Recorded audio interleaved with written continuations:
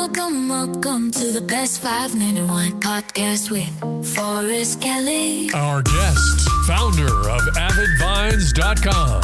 Avid Vines Organic Champagne, standing apart. The Best 5 Minute Wine Podcast. David Aferiat, Avid Vines LLC. And we are all about making the rewards merit the routine by specifically importing organic champagne from France, from owner growers, to the U.S. for people who appreciate sharing amazing experiences and celebrating this moment and thriving in the next with no regrets.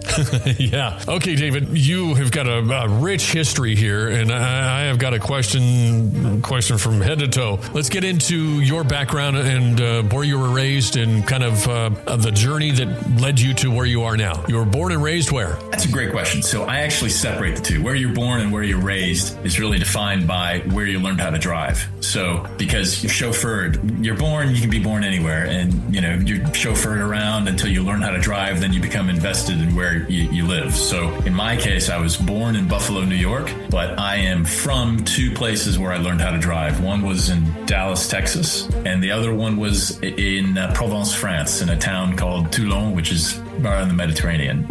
Pinch me. That's where your introduction to wine and champagne?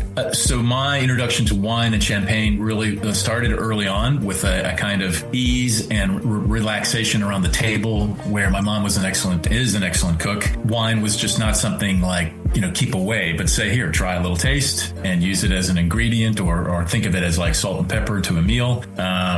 I wouldn't say I was an immediate fan to it, but certainly as I learned how to start driving and I went off to college, I was one of the first ones of my group in my fraternity, for instance, to kind of say, hey, look, everyone would go out like on a midnight run to Taco Bell, and I would save those marbles.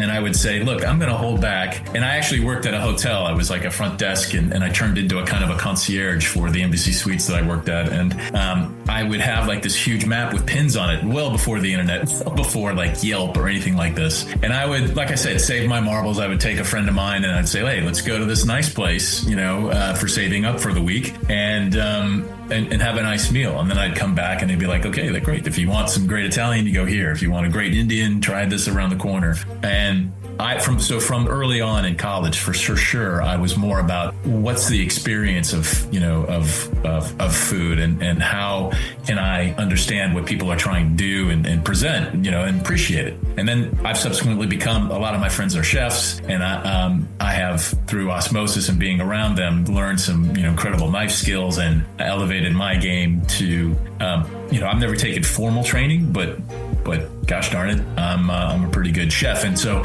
you have to appreciate flavors. That develops your palate. Bringing in, champagne, it's a big endeavor to really get into partnership with the kinds of champagne houses that I find and I meet with.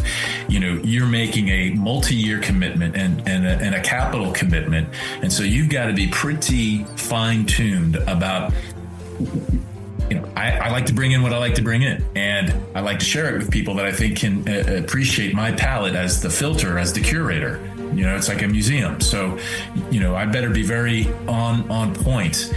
And I can explain a quick story, about that. But the larger, point is that I've had champagne and wine in my life for a long time, right up until the point where as I started, getting a little bit older, started getting headaches from champagne. And I'm not talking about cava or prosecco. Those things would usually give me a headache. But from champagne, I started getting headaches, and I was like, this isn't right. So I was on the search to find something, and it naturally led me to organic production methods where they don't spray anything on the vines, and they don't put nitrates and additional kind of enhancements into the ground to get more yield. No, these are farmers who treat every intervention, if there's a bug or infestation of some sort, with just water, vinegar, lemon, as opposed to chemicals. And they're on top of their vineyards all the time to monitor for such kind of conditions. And the most champagne houses have to buy their grapes in order to meet worldwide demand. The champagne houses and the growers that I meet with say, look, I'm not going to sell my harvest. I'm going to hold it back, put my name and my family's name on it. And by golly, this is what I want to sell. I'm not just going to make money on and selling grapes to the next big house. Yeah. Those are the kinds of people I want to bring, to an audience in the U.S. who really appreciate champagne. Frankly, unlike any other that's mass produced from grapes and purchased from every corner of Champagne. And these are from specific plots, from specific vineyards. And the result is just a heightened experience of enjoyment. And I love it. I want to share it with others. The best 5-minute wine podcast. Don't forget my favorite part. Please like and follow. Oh.